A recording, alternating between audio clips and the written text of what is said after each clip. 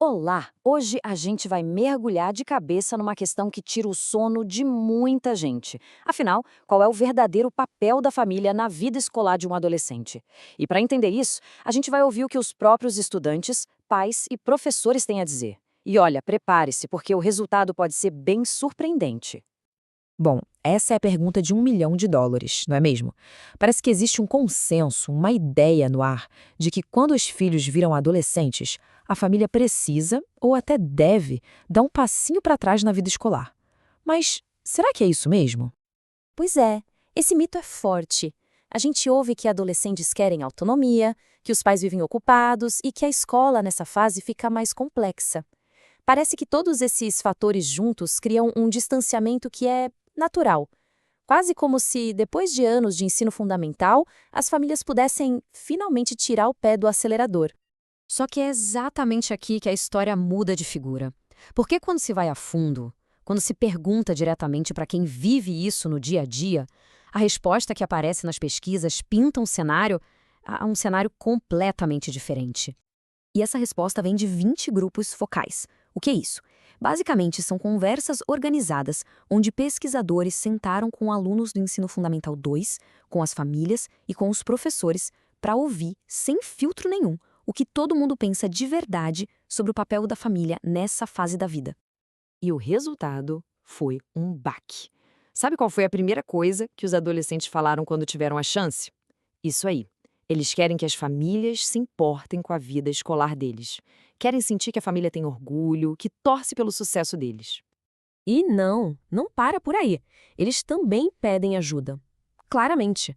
Agora, óbvio, não é para ninguém ficar revirando mochila ou dando sermão, mas o desejo por um apoio real, por uma ajuda concreta, ele tá ali, forte e claro. E essa aqui talvez seja a parte mais reveladora.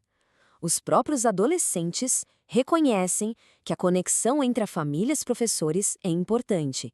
Eles entendem que essa parceria é fundamental para o sucesso deles. Isso simplesmente derruba aquela ideia de que eles querem a família bem longe da escola. Então, a gente chega ao ponto central de toda essa conversa. A questão não é se a família deve se envolver, mas como esse envolvimento precisa mudar. O papel não some, ele evolui. Ele se adapta, se transforma para acompanhar o desenvolvimento do jovem. E essa imagem mostra a mudança perfeitamente.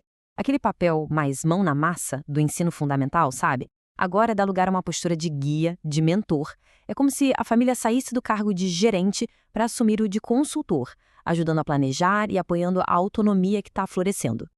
Os objetivos também se transformam. O foco agora é capacitar. É sobre dar suporte para que os jovens tomem suas próprias decisões, para que eles possam experimentar, cometer seus próprios erros e, o mais fundamental, aprender com eles. É sobre trazer os jovens para a mesa de conversa sobre o futuro deles.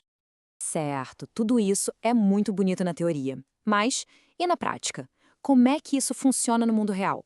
Vamos dar uma olhada em alguns exemplos bem práticos e inovadores que já estão colocando essa nova abordagem para rodar.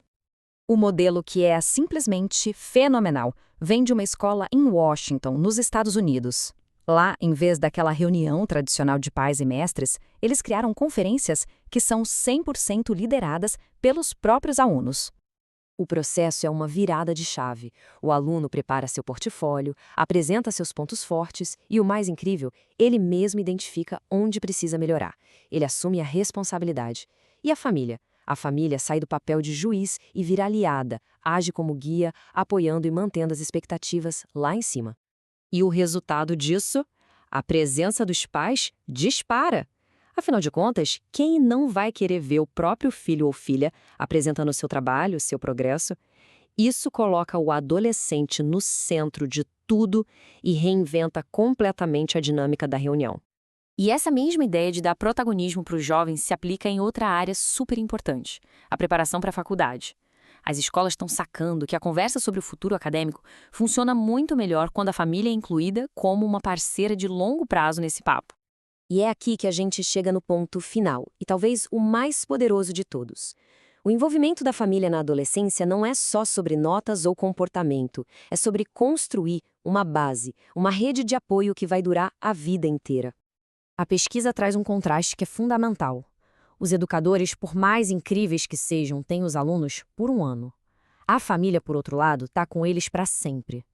Ignorar a força desse papel contínuo é desperdiçar uma oportunidade gigantesca.